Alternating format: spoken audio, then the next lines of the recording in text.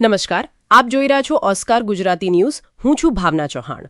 યાત્રાધામ સોમનાથમાં આજે રિક્ષા ચાલકોનો ભારે વિરોધ જોવા મળ્યો. આરટીઓ વિભાગ દ્વારા સતત દંડાત્મક કાર્યવાહી અને હેરાનગતિનો આક્ષેપ કરતા 300થી વધુ રિક્ષા ચાલકોએ પોતાનો ધંધો બંધ રાખી સદભાવના ગ્રાઉન્ડ ખાતે ભેગા થઈ વિરોધ નોંધાવ્યો. રિક્ષા ચાલકોનું કહેવું છે કે યોગ્ય દસ્તાવેજો હોવા છતાં તેમની સામે કાર્યવાહી થઈ રહી છે, જેના કારણે રોજનું કમાઈને ગુજરાન ચલાવતા પરિવારો મુશ્કેલીમાં મુકાયા છે. શું છે સમગ્ર મામલો? જોઈએ આ વિશેષ અહેવાલ. દેશભરમાં પ્રખ્યાત યાત્રાધામ સોમનાથ ખાતે છેલ્લા કેટલાક દિવસોથી આરટીઓ વિભાગની કાર્યવાહી સામે રિક્ષા ચાલકોમાં ભારે રોષ જોવા મળી રહ્યો છે. સોમનાથ મંદિર અને આસપાસના વિસ્તારોમાં તેમજ સોમનાથથી વેરાવળ વચ્ચે યાત્રાળુ અને સેવા આપતા રિક્ષા ચાલકોનો આક્ષેપ છે કે છેલ્લા 2 દિવસથી આરટીઓ કર્મચારીઓ દ્વારા આડેધડ ચેકિંગ કરીને 50થી 60 જેટલી રિક્ષાઓ સામે કાર્યવાહી કરવામાં આવી છે અને હજારો રૂપિયાના દંડ ફટકારવામાં આવી રહ્યા છે. તેના વિરોધમાં આજે 300થી વધુ રિક્ષા ચાલકો સોમનાથના સદભાવના ગ્રાઉન્ડ ખાતે એકત્ર થયા હતા. તમામ રિક્ષા ચાલકોએ પોતાનો રોજગાર બંધ રાખી વિરોધ વ્યક્ત કર્યો અને તંત્ર સામે નારાજગી દર્શાવી. રિક્ષા ચાલકોનું કહેવું છે કે તેઓ રોજની આવક પર નિર્ભર છે અને મોટાભાગની રિક્ષાઓ લોન પર હોવાથી હપ્તા પણ ભરવાના રહે છે. આવી સ્થિતિમાં 4થી 5 હજાર રૂપિયાનો દંડ તેમના માટે આર્થિક રીતે ભારે સાબિત થાય છે. કોંગ્રેસ શહેર પ્રમુખ પ્રકાશભાઈ વાયલુએ જણાવ્યું કે છેલ્લા 4થી 5 દિવસથી આરટીઓ વિભાગ દ્વારા રિક્ષા ચાલકોને સતત હેરાન કરવામાં આવી રહ્યા છે. તેમણે જણાવ્યું કે રિક્ષા ચાલકો સોમનાથ પાર્કિંગમાં નિયમ મુજબ પાર્કિંગ ફી ચૂકવીને યાત્રાળુઓને સેવા આપે છે, છતાં ત્યાંથી પણ વાહનો જપ્ત કરીને દંડ કરવામાં આવે છે. રોજ કમાઈને પરિવારનું ગુજરાન ચલાવતા લોકો માટે આ પ્રકારની કાર્યવાહી અસહ્ય બની રહી છે. રિક્ષા ચાલકોનું વધુમાં કહેવું છે કે સોમનાથ આવતા હજારો યાત્રાળુઓને મંદિર, ત્રિવેણી સંગમ અને અન્ય સ્થળોએ પહોંચાડવાની મહત્વપૂર્ણ સેવા તેઓ આપે છે, જેના કારણે યાત્રાળુઓમાં પણ તેમની સારી છાપ છે. પરંતુ સતત કાર્યવાહીથી માત્ર રિક્ષા ચાલકો જ નહીં, પરંતુ તેમના પર નિર્ભર 500થી વધુ પરિવારોની રોજીરોટી પર પણ સીધી અસર પડી રહી છે. રિક્ષા ચાલક વિજયભાઈ ચાવડાએ જણાવ્યું કે તમામ જરૂરી દસ્તાવેજો હોવા છતાં Somnath parking, Triveni Sangam, good luck circle સહિતના વિસ્તારોમાંથી મુસાફરોને ઉતારતા કે બેસાડતા સમયે આરટીઓની ટીમો વાહનો રોકી દંડ ફટકારી રહી છે. તેમણે જણાવ્યું કે મોટાભાગની રિક્ષાઓ હપ્તા પર છે અને પરિવારમાં અનેક જવાબદારીઓ વચ્ચે રોજની આવક જ જીવનનો આધાર છે. આવી કાર્યવાહીથી પરિવારો ગંભીર આર્થિક સંકટમાં મુકાઈ રહ્યા છે.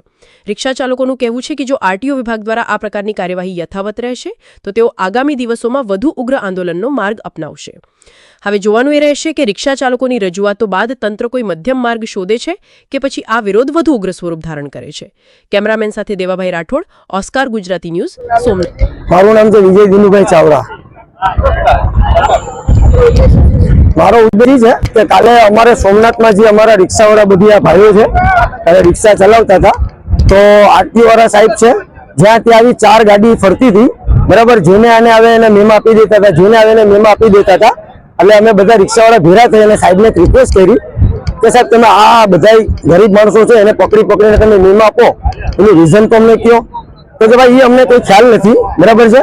અને ગમે ત્યાંથી આવીને પકડીને, માનો કે અમારી આગળ પૂરતા કાગળિયા નથી, લાયસન્સ, પીયુસી, કાગળિયા, મીટર, એ મેમો આપે એ વ્યવહારિક વાત છે કે એ આરટીઓના નિયમ મુજબ છે, બરાબર. પણ જ્યાં રોડ ઉપર અમે જે સ્ટેશનથી યાત્રિકોને લઈ આવીએ છીએ ત્યાં અમે ઉતારીએ, ત્યાં પણ ગાડી પકડી લઈ, અમે પેસેન્જરને બેસાડીએ, ત્યાં પણ ગાડી પકડી લઈ. બધી બાજુ અત્યારે સર્કલ છે, માનો કે ત્રિવેણી સંગમ છે, ગુડલક, ગણેશ્વર છે, ત્યાંથી અમારી ગાડીઓ 4 આરટીઓની ગાડી કાલે ફરે છે, બરાબર. એટલે મેં સાહેબને રજૂ કર્યું બધી પાર્કિંગની અંદર કે સાહેબ આનું કે ભાઈ મને કંઈ નથી, તમારે કલેક્ટરને મળી લેવા, બરાબર.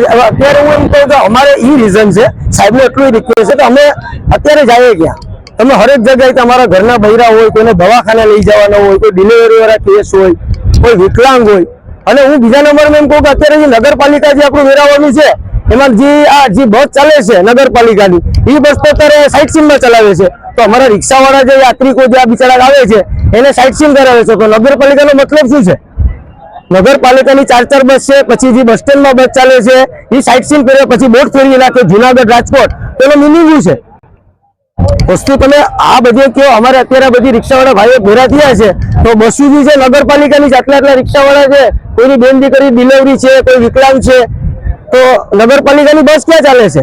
નગરપાલિકાની બસ તો સાઇટ સીન કરે છે 30-30 રૂપિયામાં ને 40-40 રૂપિયામાં. મારી માંગણી છે કે અમારા ભાઈઓને એક આશ્વાસન આપે આરટીઓ વાળા સાહેબ. હું હાથ જોડીને વિનંતી કરું છું કે તમે હરેક જગ્યાએ પકડી લો, એનો રીઝન તમને આપો. હું તમને એમ કહું આટલા ગરીબ માણસો અત્યારે જો કેટલા જણા બેઠા છે, આ બધા એના કોઈના બચ્ચા છે, કોઈના હપ્તા ચાલુ છે, કોઈના માં, કોઈની બેન બીમાર છે. એક રીઝન તો તમે અમને આપો કે ભાઈ તમારું આ વિક્રમ અમને નથી ગમતું, હાલો તો અમે રિક્ષાઓ કાલથી બંધ કરી દઈએ, તમે કહો તમે ઘરે જ રાખી દઈએ. અને તમારે એવું લાગતું હોય કે અમારે રિક્ષાવાળા અનલીગલી નહીં તો તમે બધી રિક્ષાવાળા પોલીસ ચોકે જમા કરી દઈએ. તમારે દોડવાની છે, મહેનત કરવાની કોઈ જરૂર નથી. એક વસ્તુ સમજી લ્યો, તમારે મહેનત આટલા રિક્ષાવાળા છે, સાહેબોને દોડવાની જરૂર નથી. તમે બધા મને કહી દો, અમે 500 રિક્ષા છે ને પોલીસ ચોકે જમા કરી દઈએ. ખોટો તમારો ટાઈમ બગાડ્યો. તમે અમારે પકડીને લઈ આવો, આ ભાઈને લઈ આવો, ઓલા ભાઈને આ બધાને અત્યારે કોઈ આગળ પૈસા નથી મહેમાના. આજ કોઈની માં બીમાર છે, કોઈની બેન બીમાર છે, કોઈનો દીકરો બીમાર છે, આ બધીની હાલત જોઈ લે. આ બધી ગરીબ માણસો છે. તો એનું રીઝન તો તમે અમે આપો. હું એમ નથી કહેતો અમે અનલીગલી છે, અમારી આગળ કાગળિયા નથી, અમારી આગળ વીમો નથી, તો તમે દંડ અમે ભોગવવા તૈયાર છે. પણ જે ખાલી જેની આગળ વીમા છે, પાર્સિંગ છે, એને શું કરવા તમે હેરાન કરો છો એમ કહો તો પછી યાર અમે ગરીબ માણસો છે ને, અમે અમારા રિક્ષા, અમારા બાયડી બચ્ચા છે, અમારું ગુજરાન અમે ચલાવીએ છીએ. સાહેબ તમે એક રીઝન તો આપો કે અમારે ત્રિવેણી ઉતારવાની, અમારે સમસાણે છે, અમારે કોઈ મરી ગયા હોય તો ન્યાય તમે અમારી ગાડી પકડી લો. તમારે સમસાણ વાળા અમારા દાદુને લઈ જવા કેમ? તમે ગુડલકથી પકડી લો, તમે વેણેશ્વરથી પકડી લો. પણ એનું રીઝન તો તમે અમને આપો કે અમે સ્ટેશનથી યાત્રિકોને લઈ આવ્યા હોય તો અમારે સ્ટેશને ના ઉતારવાના, અને અહીંથી તો અમે એમ લાગે કે ભાઈ કાયદેસર આરટીઓનું કામ બરાબર છે. મારું નામ છે પ્રકાશ વાયલું, શહેર પ્રમુખ કોંગ્રેસ. અમારો પ્રશ્ન એવો છે કે આરટીઓ દ્વારા વારંવાર અમારે નાના અને મધ્ય વર્ગના ગરીબ રિક્ષાવાળાઓને આ 4-5 દિવસથી બહુ હેરાન કરવામાં આવે છે.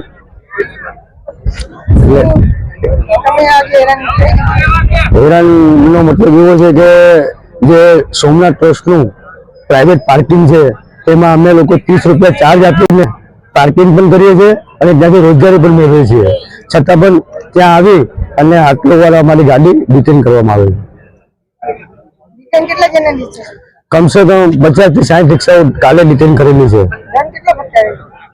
સમજી લો કે એક રિક્ષાને 4 થી 5 જેવો દંડ આવે.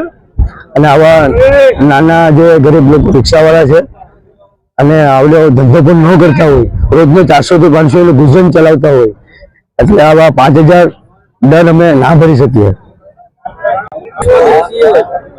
જે આ રિક્ષા પણ અમારું વાહન એક સેવાનું વાહન જ છે. એમાં અમે બહારથી યાત્રાઓ આવતા હોય તેને સારી રીતે સાચવી વ્યવસ્થાપૂર્ણ એને બધું સાયકલિંગ કરાવી અને સોમનાથ ટ્રસ્ટમાં જે ફ્રી નિઃશુલ્ક ભોજન છે એ ભોજન પણ કરાવીએ છીએ અને વ્યવસ્થિત ફરાવી અને પાછા એને રિટર્ન રેલવે સ્ટેશન અથવા બસ સ્ટેન્ડ પણ મૂકીએ છીએ.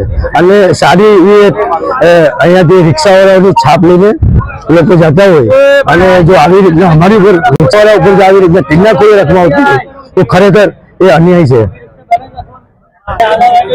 આવેદન પત્રમાં એવું છે કે અમે લોકો આજે અત્યારે મિટિંગ કરશું જનરલ, અને પછી એક નિર્ણય લઈશું કે આવેદન પત્રો આપણે કલેક્ટરશ્રીને આપશું ને સુપરત કરશું.